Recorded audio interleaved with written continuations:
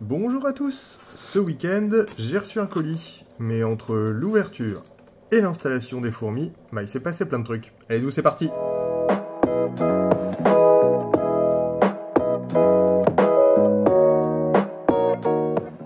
Donc, comme évoqué en intro, j'ai donc reçu un colis ce week-end.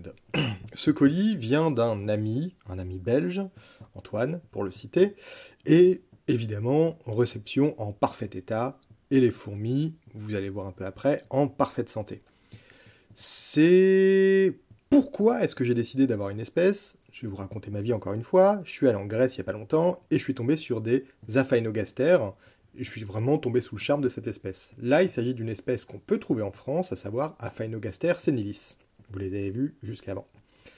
C'est une espèce qui vit dans une zone très limitée. En fait, clairement, on la retrouve au sud-ouest du pourtour méditerranéen, donc on va dire autour de Perpignan, et on en retrouve un peu de l'autre côté. Au niveau du sud-est, quoi. Enfin, ouais, c'est ça. Au niveau de l'installation, je passe vite là-dessus, vous commencez à avoir l'habitude. Je voulais au départ les mettre dans un terrarium artificiel, mais je m'y suis pas résolu. Donc j'ai fait un terrarium, on va dire classique, avec une cuve, non pas Ant Store cette fois, mais une cuve gestion Ant. Merci Jérôme. Je fais plein de dédicaces à chaque fois. Et c'est une espèce qui vit à peu près partout dans n'importe quel biotope, on va dire, en tout cas dans son aire de répartition, qui est très limitée, qu'on reparle d'Aphaenogaster senilis, que ce soit en zone urbaine ou proche du littoral et tout, elle s'adapte un peu partout à ce milieu-là. Et donc je suis parti sur un terrarium classique, en tout cas moi, ce que j'avais en tête pour ce milieu-là, donc un substrat assez aéré, avec pas mal d'argile, aussi avec du gravier, avec du sable, enfin une répartition assez spécifique d'un milieu sec, et pas mal d'écorce dedans, pour avoir vraiment une bonne aération, et pas un substrat qui va être gorgé d'humidité à la première pulvérisation, quoi. Donc un substrat assez aéré, assez aérien, avec toujours comme d'habitude, la tourbe blonde et ce genre de choses, mais avec un peu plus un peu plus de gravier et un peu plus de sable. Petite vaporisation à l'installation. Ça va être une structure ouverte. Donc pour une fois, je ne vais pas mettre de couvercle. Donc forcément, un bon anti-évasion. J'ai de l'anti-évasion en gel depuis je vais dire, quasiment 8 ans. J'ai un gros pot, je m'en sers pas souvent. C'est l'occasion de le retester. Ça vient de chez Microphone. Donc il y a vraiment un moment, j'avais demandé à Patrice de me faire un gros pot. Et au niveau de l'installation, encore une fois, quelques feuilles mortes, histoire que ça fasse un petit peu naturel, vu que je ne vais pas pouvoir mettre de végétaux à l'intérieur.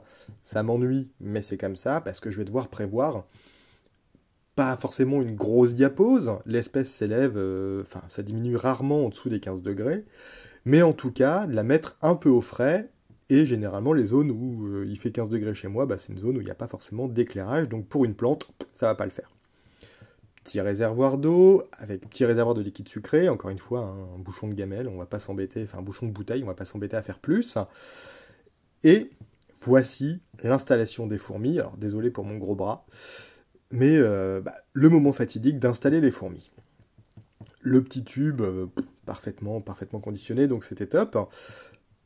Dès qu'elles ont été installées dans le terrarium, elles sont rapidement parties à la découverte de leur milieu.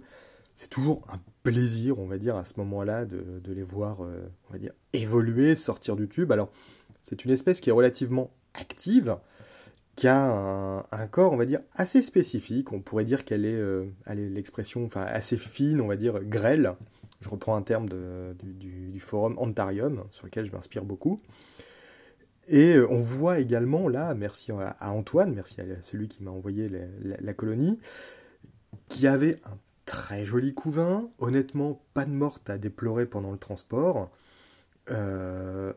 C'était un régal, et c'est également un régal pour moi de retourner sur quelques basiques, on va dire, même si c'est une espèce assez spécifique, sur quelques basiques, en tout cas une espèce française. Ça me change un peu des grosses ponérines, des machins, un peu des bulldozers.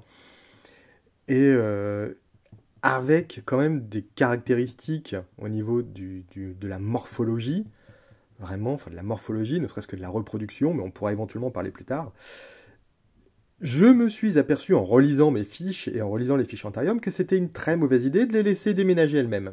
Pourquoi? Parce que le mode de reproduction se fait par scission. Donc après avoir lu ça, j'ai un petit peu paniqué et je me suis dit « Ouh là là, bon sang de bois, je vais devoir y aller à la bourrin ».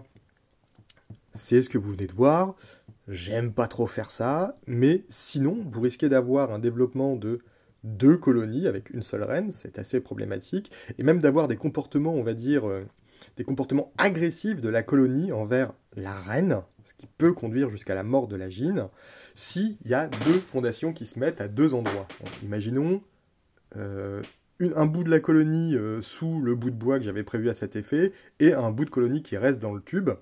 Il peut y avoir du coup agression, et c'est pas ce qu'on souhaite, quoi. Donc autant tout faire comme un gros bourrin, tout mélanger, ça met un peu le boxon, on va pas se mentir, mais au moins on essaye de se limiter un peu les dégâts.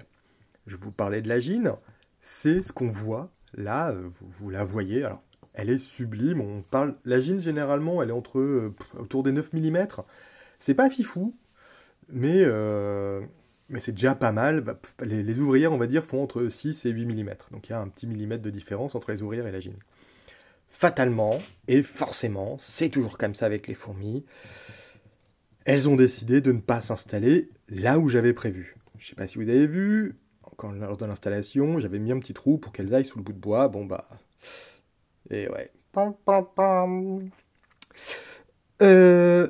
Alors, du coup, je suis allé me coucher, et le lendemain, on a pu voir, elles ont respecté leurs habitudes, on va dire, que c'est une fourmi qui est cracra. Donc, elle est cracra. Vous avez vu l'abreuvoir, on va dire, pour le liquide sucré à côté, qui était plein de gravillons, de graviers. Pourquoi? Parce qu'elles ne disposent pas d'un jabot social. Donc, elles ne font pas spécialement de trophalaxie. Alors, je ne sais pas si c'est un jabot social qui est rétréci ou tout ça. Là, je vous avouerai, je n'ai pas la source et je le parle tout de suite quand je fais la vidéo. Mais donc, en fait, elles vont mettre enfin, en tout cas, un gravillon pour récolter le liquide sucré. C'est un peu ce qu'on voit ici, pour ensuite récupérer ce gravillon et l'amener à la colonie pour pouvoir faire les échanges avec les autres ouvrières restées au nid. Malgré cela, j'avais prévu qu'elle s'installe ici. Le lendemain, je commence à voir de l'activité autour de ce trou et j'espère bien qu'elles vont aller, à un moment ou à un autre, s'installer au niveau du nid que j'avais prévu à cet effet. Je vous ferai un suivi dans pas très longtemps. En tout cas, j'espère que vous avez passé une bonne vidéo. N'hésitez pas à liker et abonner. Je vous remercie, à très vite. Allez, ciao!